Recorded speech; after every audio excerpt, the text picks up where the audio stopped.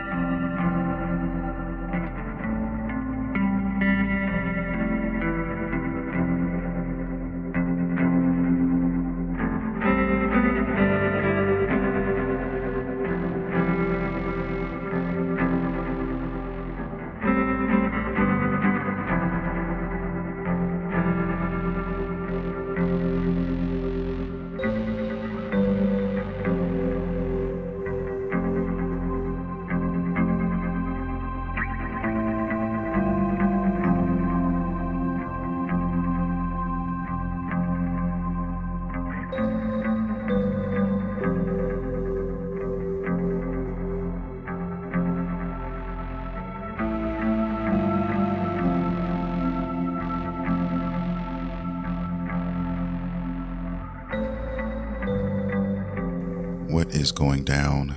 What is going down? It is your boy, Studio MacGyver, and you are listening to Random Gameplay Pimpin'.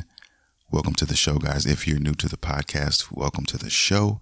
If you're into anime, nerd culture, and most importantly, video games, then you come to the right place because we talk about all of that shit here. This is episode number 333. And I have a few things I want to discuss with you guys. I hope everybody had a awesome week. I want to talk about some new anime on the horizon, man. And Netflix is killing it. I just have to say that. Also, some PlayStation news. I guess, depending on how you look at it, it could be good or bad. I'm going to talk about that. We got some October releases for the PlayStation Plus members out there. And there are a couple of good ones, man. So, get ready for that. And then also Cyberpunk 2.0, which I talked about last week, but now Phantom Liberty is out and I've been playing that and I want to talk about that as well. So without further ado, guys, let's get into the show. Let me start out by talking first about this Netflix phenomenon that's been going on. They have been killing it with their animes, guys. And I told you guys last week, I talked a little bit about it, how, of course, if you're really into anime like I am, Crunchyroll is that number one go-to app for me personally. If all you have is Netflix, I wouldn't be that upset. And if you're looking for a sidekick kind of service, Netflix is more so. They do a little bit of everything for me, not just anime, of course, but they have movies and things like that and some decent shows, all that. But they actually have a pretty awesome anime selection. Some of my favorite anime of all time actually come from Netflix, believe it or not, guys. And I'm talking about High Score Girl. And you're going to always hear me talk about High Score Girl when I talk about Netflix and just anime in general, because it's just an awesome anime. And I think that everybody should experience that, you know. Whether you're into shonen, whether you're into whatever you're into, whatever type of anime you're into, slice of life, whatever. I just think this one is a nice anime for everybody to watch, man. It's very unique to me and it's very special, in my opinion. But anyway, Netflix has been doing a lot of interesting things with their anime. They're doing a lot of games making anime. You know, and that used to be kind of like, for me personally, a turnoff. You know, I didn't like when certain animes were made into live action, and I just felt that anime should just be left in their realm most of the time. But I can't lie, if I'm telling you, they've done a phenomenal job as far as making anime based on games. Okay, Cyberpunk Edge Runners is another one I talked about, guys. Since everybody's playing Cyberpunk again right now in the DLC, you should definitely check out their anime, which I think is awesome. And you just it's short and sweet. It's 10 episodes. You get in there, you get out. If you wanted to literally sit down over the weekend, you could get it in one sitting, two sittings, about 4.5, 5 hours, you're done. You know what I mean? Awesome anime. And it leaves an impression on you. I love anime that leave impressions on you. Same thing for games. But yeah, that's just one right there. But I want to talk about some anime coming to Netflix. And this is kind of crazy, man. And I just have faith now that whatever they have coming out is going to be pretty decent. Okay, first of all, let's talk a little bit about Castlevania, the new season that came out. Now, I haven't had a chance to watch it yet, but this week I will definitely have a chance to watch that. And I'm excited for that. And a friend of mine just recently told me that Kengan Ashura has a new season out. Now, I'm going to check into that on Netflix as well. So it's just a lot of stuff going on. If you haven't seen Kengan Ashura, definitely check that out. If you're into Baki and you're into that savagery of an anime, like the fighting, it's basically, one step away from Mortal Kombat. You know what I mean? Of how they play, how they fight. You definitely want to check out Kengan Ashura. And if you're into Baki as well. And if you haven't seen Baki, definitely check that out. So if you're into shonen action anime, you definitely can't leave those out. But yeah, Kengan Ashura supposedly has another season out, and I can't wait to dive into that as well. So it's a lot of stuff that I'll be watching just on Netflix alone for the foreseeable future, man. And I'm loving it. But another anime I wanted to talk about that they have done, that is coming out, is Devil May Cry. Believe it or not, Devil May Cry is coming out. It's crazy. And I think I mentioned to you guys also that they also are doing one based on an old video game classic from Capcom, which is Onimusha. That's another one I talked about briefly. So I'm interested to see how that's going to be. I think that's coming out in November. So we got some bangers coming, man. But Devil May Cry, that's going to be crazy. I think that's going to have a lot of eyes on it. There's a ton of Devil May Cry fans, me included. I'm wondering where they're going to start this at, what arc it's going to be. It's going to be very interesting to see what they do with this. And if it's successful, like I think it will be, then we have another, I think, trilogy at least on our hands. We were going to have 2 or 3 seasons, and they can take this in a lot of different directions because there's a lot of games, there's a lot of lore, there's a lot of things that they could work on or work with when you're talking about Devil May Cry. So really looking forward to that, guys. I'm I don't know what else to say about it, but I'm just really excited to see what this is going to entail. Now, the next anime that I want to talk about that they're bringing to the table is Tomb Raider. Yes, I love Tomb Raider as well. Like, I even think I love Tomb Raider more than Devil May Cry in certain instances. I mean, I remember playing the very first Tomb Raider games. I mean, I was there, okay, playing those. And I've pretty much played every Tomb Raider game up to this point. And they have an anime coming out now. So I'm going to be interested to see how they go about doing that. And they can take that in different directions. They can start with, young Lara Croft, or they can go with an experienced Lara Croft, or however you want to do it. You know what I mean? Origin story, all of it. All this stuff has been done in the video game realm, and they can do the same thing in anime. And my question, I guess, is how are they going to make this different? Because sometimes they like to mix things up and make things a little bit different, kind of like how they did Edge Runners. Think about that.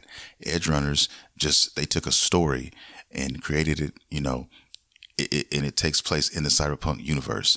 And the cool thing about that is there was no shackles. So they created these characters within the world of Cyberpunk. And now what they interestingly did was when they did the 1.63 update, they added those characters into the game lore-wise. So it feeded itself, you know what I mean? So I think that was very interesting as well. So now you'll forever and always remember these characters from the anime. And I think that's just an awesome kind of play. So what they do with this, I'm not saying it's necessarily going to be in the same realm of what they did with Edge Runners, but still, the potential is there for all kinds of things we may not even know is on the cusp of or on the brink of, being discovered or created. So I'm hype about that. Cannot wait for these animes, guys. So I just wanted to lay that out there, give you guys some quick information on some of these anime. We have a lot of stuff coming from Netflix, and I'm excited, man. All right, next, I want to talk about PlayStation Plus. October games coming October 3rd. That's on a Tuesday. So, yeah, I'm pretty stoked about this one, man. And one of these games I didn't even know about. I think I briefly saw a trailer about it, but this is from Devolver Digital, which, if you guys don't know who they are, they're an indie developer who makes nothing but bangers. Their name is known out here in these indie streets, and they make some pretty dope games. They have a game called Weird West, and it is going to be included in that. It's basically a Western RPG. Think of a Western RPG mixed in with, like, I guess you could say sci-fi. I mean, I don't know how to categorize it, but it's definitely RPG, and it's definitely a Western. And you play, I think it's 3 or 4 different characters, and that's pretty much all I know about the game. Graphics are definitely different. It's kind of like a top-down gameplay, but the graphics look very good, and the animation and all that looks nice and crisp. So it's definitely got my attention for something to play. If you guys have PlayStation Plus and you don't have time to play it now, I mean, of course, you can always do what I do and just go on there and ping it on your app, on your PlayStation device or whatever, and then that way you can always have it. So you don't have to download it now if you don't have room and you're playing some other things, and you can say, okay, fuck it, but I want to ping it for later. That way when the next month passes and you don't have it to download anymore, you still have access to it. You know, you always have it. So that's what I do, and I recommend you guys do that too, because you never know. Every month I'd always try to check and see if there's something that I would eventually play, and I'm paying for the service every month, so you might as well just when you're trying to play some backlog stuff or you do whatever you want to do, boom, there you have it. You have plenty of to play. So that's what I recommend you guys do, and that's one of the games on there. The other game on this list is I think it's called Farm Simulator. Yeah, Farm Simulator. Hey, if you're into farming and all that type of stuff, that may be up your alley. Not my cup of tea, but you know, who am I to say it's not for someone else out there listening to this show right now? So definitely check that out. It's there for you as well. But the one that I'm really interested in, to be honest with you guys, is Callisto Protocol. That has been added for October. It's smart to do this in October. You know what I mean? Halloween, all that. So yeah, that was a dope selection, a dope move right there from Sony. And I had never got a chance to play it. I remember when it came out, everybody was calling it kind of a Dead Space clone, talking like that or whatever, but it is its own game. And I remember it had issues as far as technical issues when it first came out, but I've since heard that they have been rectified, and perfect time to play it now. If you guys have not played it, you can play it now. Well, you can play it Tuesday for free. Well, if you have the service. So definitely looking forward to that. Definitely adding that to the list, and looking forward to playing that eventually at some point in time. Because like I said, guys, earlier, 2023 is a crazy fucking year for games. I'll probably be playing games from 2023, probably 6 months into 2024. You know what I mean?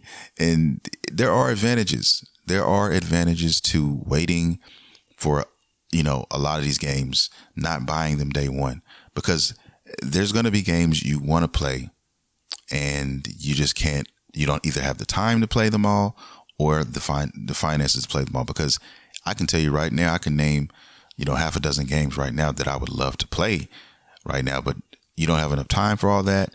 And number two, you know, if you bought everything, it would cost an arm and a fucking leg, right?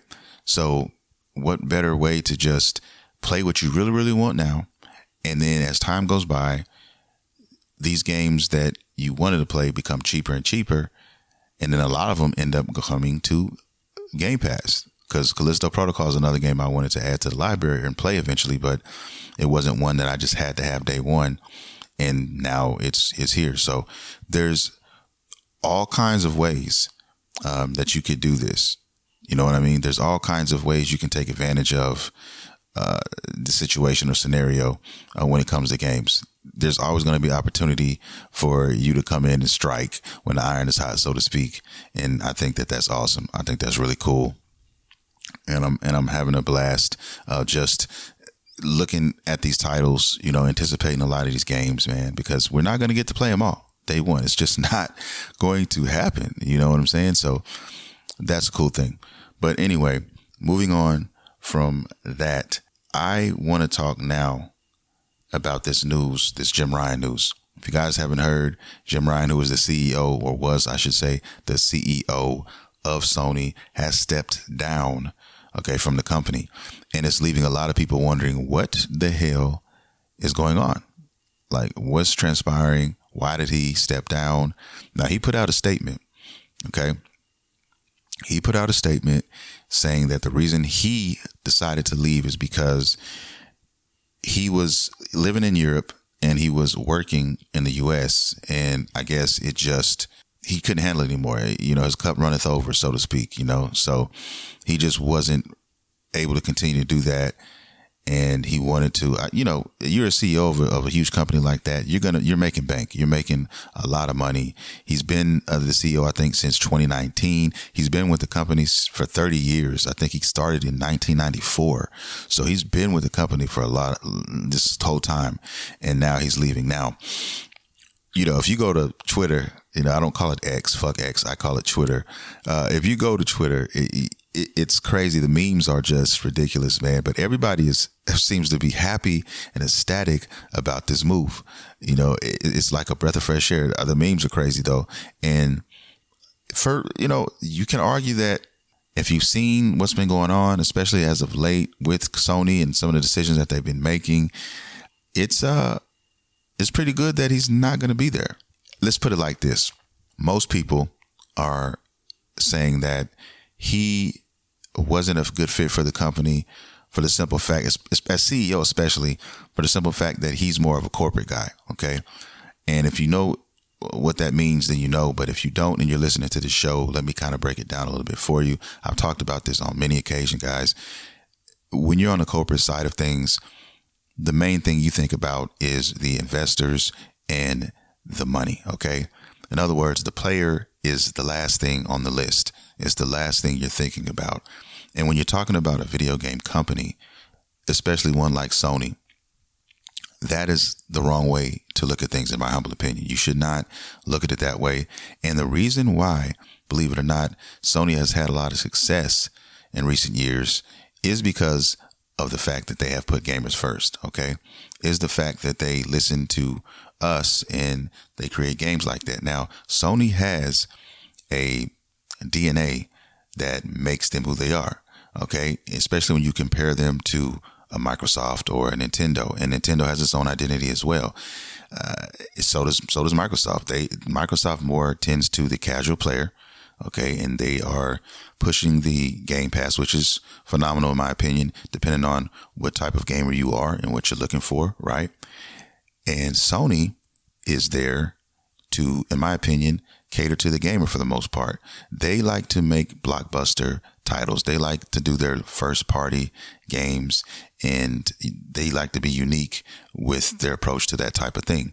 And that's what I love about Sony. Plus, they're a Japanese company, and I'm into the Japanese culture, and a lot of games that they make and create over there that we used to never get here in the States, in the West, now we're getting. And that's one of the things I love about Sony. We always ended up getting a few of those over here just because, you know, they want to try stuff out and things of that nature. But they're leaning more towards that now, sharing more with us on that end, on that side. And I appreciate that wholeheartedly. Okay. And that's what I love about Sony. If you remember back in, excuse me, if you remember somewhere back in 2022, I think April 2022, they were trying to do something new. Okay. They wanted to take another approach, and the approach they wanted to take was creating a whole lot of paid service games. Okay. I think they said they were going to do like 10 plus, you know, paid service games, live service games coming. They were working on this, and that pissed a lot of people off. That rubbed a lot of people the wrong way, me included, if I'm being totally honest with you guys, because live service games, in my opinion, are kind of trash, if I'm being honest. Now, don't get me wrong. There have been some that come out and actually really shine. But if you're talking about a percentage on how that operates, you're going to be in for a hell of a ride. Okay. Maybe 1 out of 10 games, if that, come out and have that type of impact when you're talking about live service games, right? And Sony's talking about doing more than 10. So that tells us that somebody up in the higher ups, somebody in the suit and tie division up there who is pulling out warm butter, who is rolling up scrolls, pouring smoking Indo and filling their sake glasses all the way to the brim. They're making these type of moves that you have to be if you're deciding to go completely do a 180 on what made a company successful up to this point. It doesn't make any fucking sense to me, and that's what these guys are trying to do. So a lot of people are praising the step down from Jim Ryan and hoping that whoever else steps in will keep it how it is. Okay, if it ain't broke, don't fix it. I mean, you hear that term a lot of the times, and I think they should stick to that, what they've been doing. Okay, Sony is keep your identity. They have an identity, they know who they are, and let's just roll with that. And it's been successful. There's no reason for them to change that.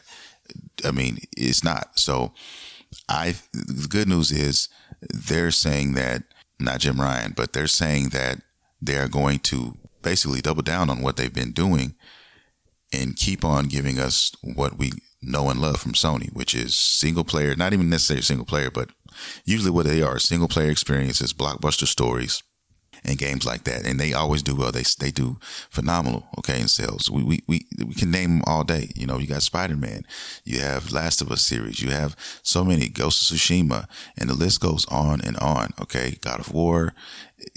I mean, it's ridiculous of what they have out here. Horizon Zero Dawn.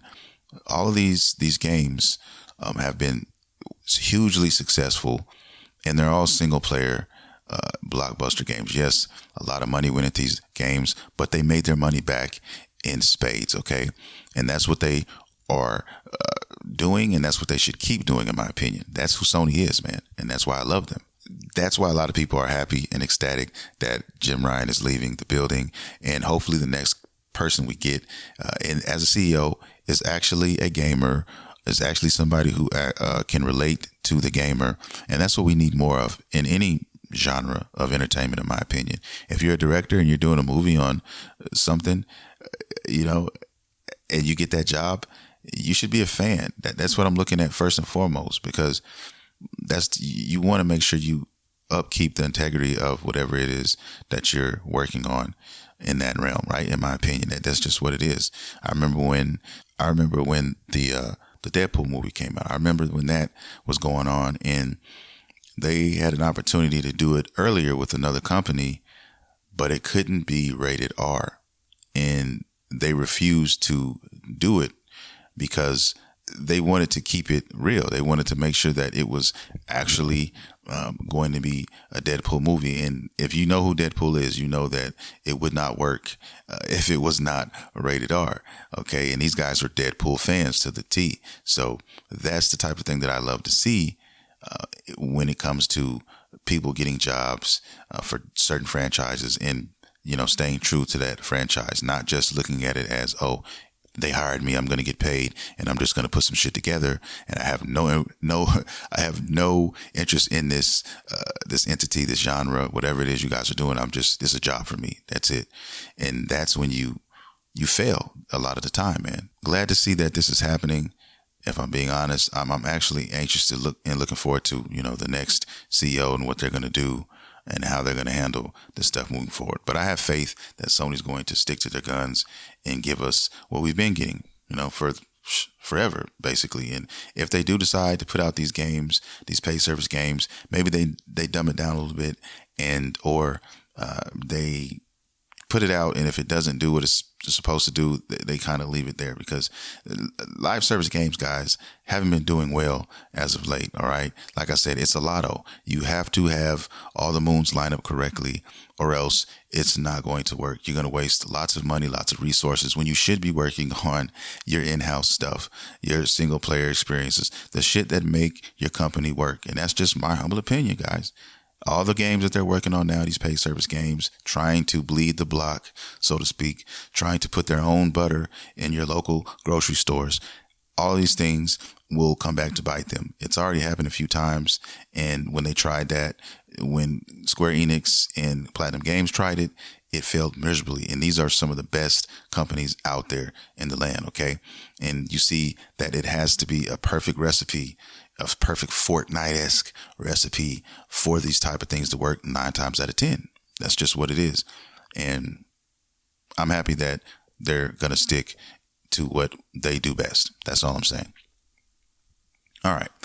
Now that that's over with, we're at the end, guys. And before I get out of here, I definitely want to talk about Cyberpunk. I need to talk about Cyberpunk. Cyberpunk has been an awesome experience, guys. I have been playing that and only that. And this is the game. This truly is the game that I've always wanted it to be. Finally, it's here. When Cyberpunk first came out in 2020, I played it and I wanted to love it so much. And I did in certain aspects. I looked at a game that was ambitious and trying to show us something, but we were slightly blinded by the technical aspects of the game. Okay.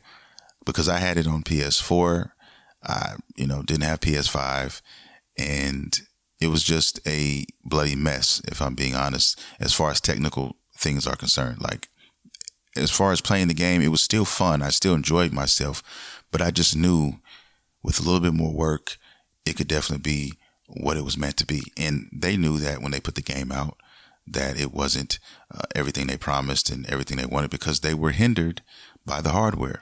Okay. And it's all about money. That if you follow the paper trail, you'll find the answer. I always say that: follow the trail, the paper trail, and you'll find the answer. And just, that's what it was. Okay, guys, there were 100 million PlayStations in rotation at the time. There were over 500,000 Xboxes in rotation at the time. And there were hardly no next gen consoles, okay, in rotation. So the financial smart thing to do on paper would definitely be, hey, we have to put it out for said systems, because we're leaving all this money on the table if we don't do this, right?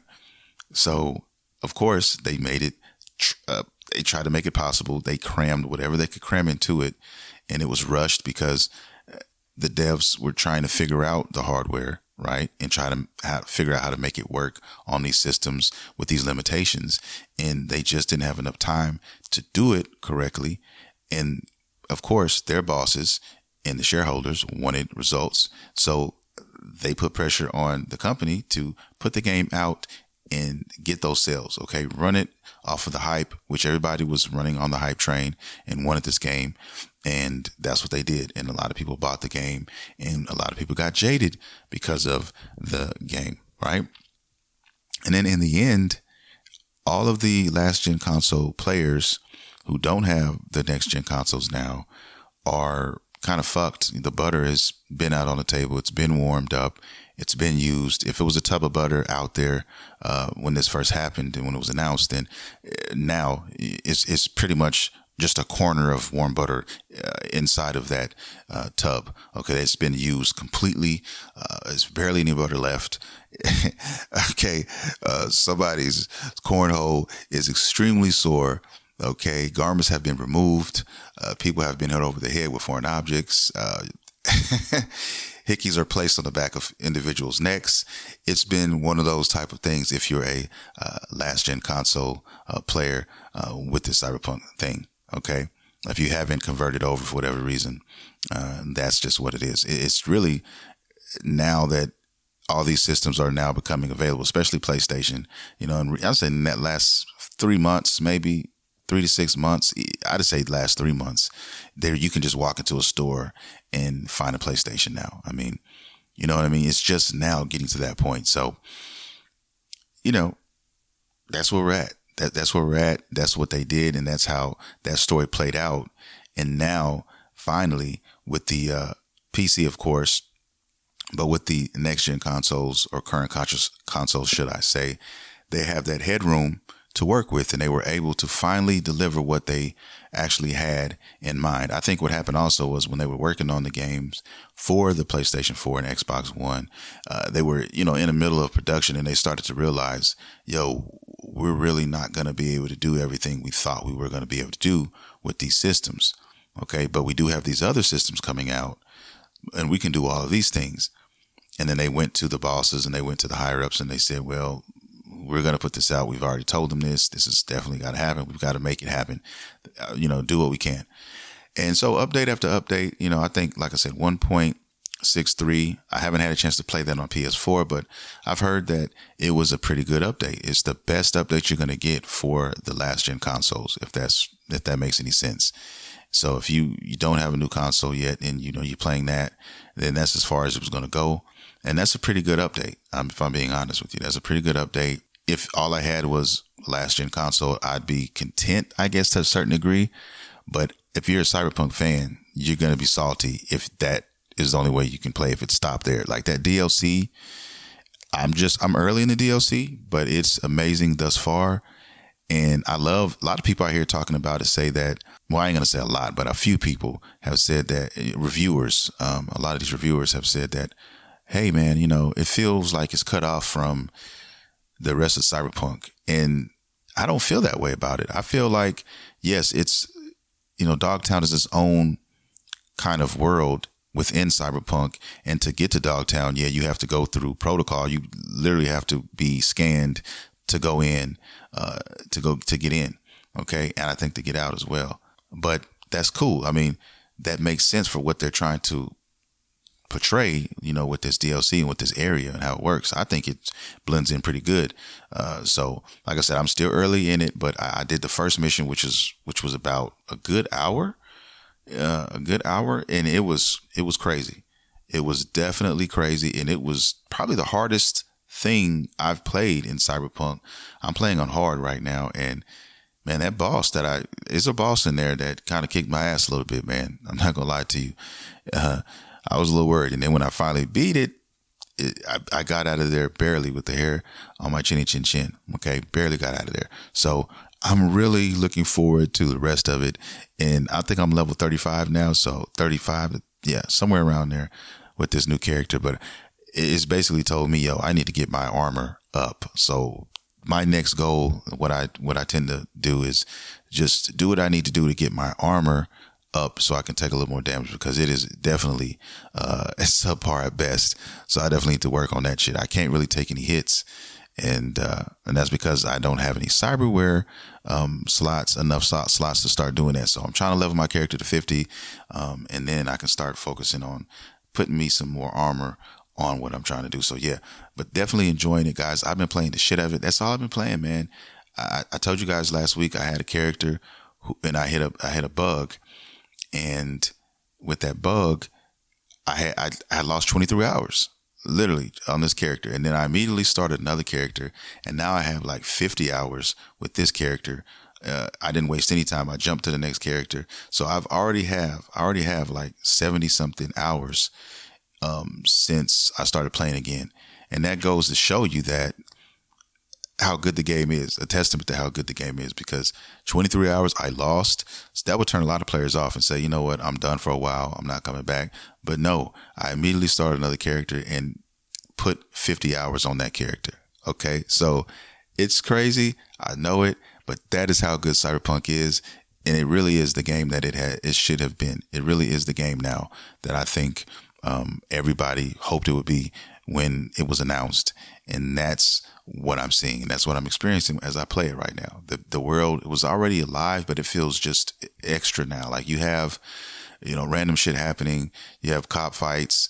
You have gang fights randomly. I was walking down the street one day and I seen somebody getting their ass whooped just for whatever reason, you know what I mean? And then I intervened. That guy, he was beating this other guy's ass and he just kept kicking him when he was down and all this stuff. And I was like, yo, why are you bullying this guy, man? You know what I mean? And I just took his ass out. You know what I mean? It's like, I don't know. It's just a great experience, man. I love the game. I absolutely love it. Game of the year candidate for sure now. Definitely. I will definitely say that it's definitely up there. It's going to be a hard year. It's going to be a very hard year to figure out who's going to get this crown, man. I really feel like that. So, CD Projekt Red has also said that we have another update coming out. It's 2.0 coming out. So I don't know what they're going to add there. I know one thing they are going to fix is that fucking bug that I was talking about, guys, with the mission Automatic Love, which is an early game mission, which I ended up losing all those hours on my playthrough. So thankfully that's cool. That's a thing. And they're going to remedy that. And they said there's going to be a couple other updates, some light ones. And then after that, they're going to be focused, especially in 2024, they're going to be focusing on the next Cyberpunk game and then the Witcher game. So this is going to be it for us. But I think now with everything done, I'm very happy with what we have for the game, including the DLC, even with just 2.0 period. If it was just a 2.0 update, that alone right there, guys, it would be enough for me, you know. But just the DLC now, it just elbow all of that stuff going on, the president and all that. The president is a badass too. Let me just add that she's no spoilers, but she's a badass. And you see that when you first start the game. She definitely has some military background stuff going on, and she's pretty awesome so far. So I'm interested to see what's, you know, the story behind these characters, Songbird, the president, and then Idris, of course, his character, Solomon Reed. And I'm interested to see where this is going to go, where this is going to finally end. And definitely the weapons, you know, the new weapons, the new tech, everything that this DLC offers. I'm definitely there for that. So I'm working on that stuff, and I'm kind of like stepping in and stepping out. So, you know, I'll step in, get a few things, step out, but I definitely want the weapons, the awesome weapons and stuff. And that's what I'm trying to get here so I can finish out the rest of the Cyberpunk story. It's just a dope experience, man. And I had a Cyberpunk channel on ICE. It was called Cyberpunk Adventures, guys. And when Cyberpunk first came out, because I, like I said, did love the game, but it just wasn't where it needed to be. And I'm so glad I still have that channel. It's been, you know, on live support, of course. I only had a few videos on there, but now I have been recording a lot of content there, and I'm going to be working on some stuff for that channel. And like I said, now I'm just so happy that I actually even made that channel. But yeah, be looking out for stuff there. I'll let you guys know. But that's just like a passion project for me. That's just something that, you know, I'll put something there every week. You know, clips and things of that nature, story beats, all that type of stuff, and just random stuff. I love driving in the city. I don't use fast travel a lot. I like to drive. My favorite thing are bikes. You know, I like my cars, but I love my bikes in Cyberpunk, and I like driving in the city, especially at night. Just beautiful, man. Just I could just drive in the city all day, all the time. It's just that city, that gaming world. That's my favorite gaming world. I can't think of another open world game as good as that. There's some good ones though, but man, this is just something about Night City. There's so many nooks and crannies and things of that nature where you can just go and explore and find things, and just, it's amazing, man. It's all I'll say. And they just did a phenomenal job with that world. You just want to live in it, and you feel like you're living in it. You know, I have multiple apartments now. There's one that I really have my eye on. It's like 110,000. So, you know, every time I save up enough money to get it, I find a new weapon or something, or I see something, an outfit or something. I love shopping as well for outfits and gear and stuff. So, you know, it's just a joy to just be in this world. You could do so many things, spend so many hours doing just other things besides, you know, even missions, in my opinion. So I'm just really loving it. And this is definitely something I'll be playing until Spider-Man comes out, which is on the 20th. And then I'll take my break from Cyberpunk, you know, and see what else is out there for me. But like I said, guys, I'll say it one last time. Cyberpunk 2.0 with the Phantom Liberty DLC is a must buy. You can get Cyberpunk dirt cheap. You really can now, like $10-15 for the base game. And then you're going to get your 2.0 update. And then Phantom Liberty is $30. You can't lose. And I think they even have a package where you can get them all together. I don't know the exact price, but it's not very bad, and it's definitely worth it, guys, especially if you have not played it, or if it's been a very long time since you had an opportunity to play this game. So I'll leave it at that. Game is awesome. Having a great time. That's going to do it for the show this week. I want to thank everybody for coming out, downloading, streaming. However you consume the anime hate, I appreciate it, guys. Thank you very much. Be looking out for some of my other stuff, like I told you before, Cyberpunk Adventures. Also, if you want to show more support, you can actually do that. You can go and follow me on. You can follow me on YouTube at Random Gameplay Pimpin'. You can also check me out on TikTok at Random Gameplay Pimpin'. You can follow me on Twitter. I still call it Twitter, at Studio MacGyver, or at Random Gameplay Pimpin'. So there's a lot of different ways you can follow me, guys. If you're a Dragon Ball fan, you can go to dragonballdrip.com and you can get merch there. If you do buy merch there, everything purchased will go towards helping out the show. And everybody who has purchased, thank you very much. I appreciate you guys dearly.